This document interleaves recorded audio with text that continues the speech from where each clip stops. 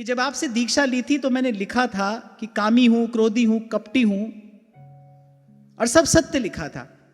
आपने मेरा निवेदन स्वीकार किया और दीक्षा दी। कुछ काल हुए सत्संग भी श्रवण करती हूं और नियम से नाम जप भी करने का प्रयास करती हूं, और कुछ अनुभव तो नहीं हुआ, लेकिन अब मैं वो नहीं रही जो पहले थी। ऐसा परिवार के सब लोग भी कहते हैं और आसपास के सब लोग भी कहते हैं। श्री जी की कृपा से अब मुझसे वो नहीं होता जो मुझे नहीं करना चाहिए। दीक्षा लेने के बाद तन का भेष भी बदला और मन का भाव भी बदला। अब ये जो इतने सुंदर शब्द लिखे हैं, सत्संग का प्रभाव, सत्संग का प्रसाद तो यहीं पर दिखाई पड़ रहा है।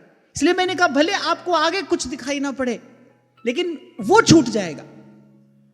हम कहते हैं ना भगवान साधन साध्य नहीं है, भगवान कृपा साध्य है। कोई पूछता है फिर साधन किस लिए? साधन भाई संसार से मुक्त भी करता है और साधन संसार से दूर भी रखता है। साधन आपको संसार के उस कीचड़ से बचाकर भी रखता है। भगवान तो अपनी कृपा से ही मिलते हैं। फिर आगे ये बहन लिख रही है कि अब ठाकुर जी का प्रसाद ही पाती हूं। कभी कभी परिवार में इन सब के कारण प्रतिकूल परिस्थिति भी हो जाती है, और जब आपने कहा कि इधर के लगते रहिए उधर के हो जाइए, तो ये सब युक्ति बहुत काम आती है। कहने का तात्पर्य ये है भाई, सत्संग ने जीवन बदल दिया है। अब सन्मार्ग दिखाई भी पड़ रहा है और उस पर चलने का साहस भी प्राप्त हो गया है। उस पर ही चलना है, इस बात की दृढ़ता भी मन में आ गई है। अब प्रश्न बड़ा भोला सा है कि आपने कहा कि एक अपराध मुझसे रोज बन रहा है। कहते हैं जूता पहन के नाम नहीं जपना चाहिए। जब अपने कार्यस्थल पर जाती हूं तो ड्राइव करते हुए ना भी चाहूं तो नाम जप हो जाता है और जूता पहना होता है।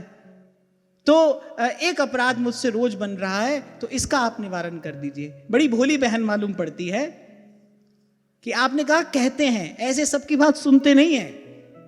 कहते तो सब हैं, सबकी बात सुनते नहीं है। और भाई जूता पहना हो कि जूता नहीं पहना हो, देह तो भाई हर काल में अपवित्र है। और वैसे भी अपने आप को शरीर समझो तो लगता है भाई कपड़ा पहना है, जूता पहना है।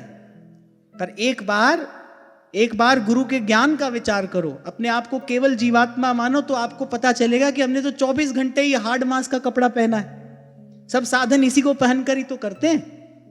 आपको लगता है कि लाल पीला कपड़ा पहना है, ये कब तक लगता है? जब तक स्वयं में देह बुद्धि होती है तब तक लगता है भाई ये कपड़ा पहना है, उजला कपड़ा पहना है, काला कपड़ा पहना है। पर जैसे ही अपने स्वरूप का ज्ञान होता है, आपको दूर से दिखाई पड़ रहा है कि मैंने ये उज्जवल वस्त्र पहने हैं। ना ना भाई, इस जीवात्मा ने तो ये हार्ड मास का वस्त्र ही ओढ़ा है। गीता में भगवान यही तो कहते हैं, कह रहे ये वस्त्र जब पुराना हो जाता है फिर जीवात्मा इस वस्त्र को छोड़कर नया वस्त्र धारण कर लेती है। तो 24 घंटे भाई ये हार्ड मास का वस्त्र ही तो हमने पहना है। सब सेवा सुमिरन इसी को पहनकर ही तो करते हैं। नाम जप के समय किसी भी बात का विचार करने की कोई आवश्यकता नहीं। किसी भी स्थिति में नाम जप किया जा सकता है, पहली बात, किया जाना चाहिए, ये दूसरी बात। किसी भी स्थिति में नाम जप के समय विचार नहीं करना चाहिए। जीव किसी भी प्रकार से लाख स्नान कर ले, लाख आचार विचार कर ले, शुद्ध हो नहीं सकता। भगवान का भजन ही उसको शुद्ध करता है। यही तो भगवान की हम पर कृपा करुणा है, यही तो भगवान की अकारण कृपा का दर्शन होता है और करना चाहिए कि इस मैले कुचैले जीव को प्रभु ने अपने भजन का अधिकार दिया है। आपसे कहा तो था मैंने, भगवान का नाम अप्राकृत है। ये हार्ड मास मन बुद्धि सब प्राकृत है, ये इंद्रियां सब प्राकृत हैं। ये प्राकृत अप्राकृत का भजन कैसे कर लेते हैं? नहीं कर सकते। जिस उसकी कृपा के बिना, उसकी इच्छा के बिना ये नहीं हो सकता। तभी महाराज कहते हैं, तुद पावे ता नाम जपावे, सुख तेरा दिता लइए, सुख तेरा दिता लइए, सुख तेरा दिता लइए, सुख तेरा दिता लइए।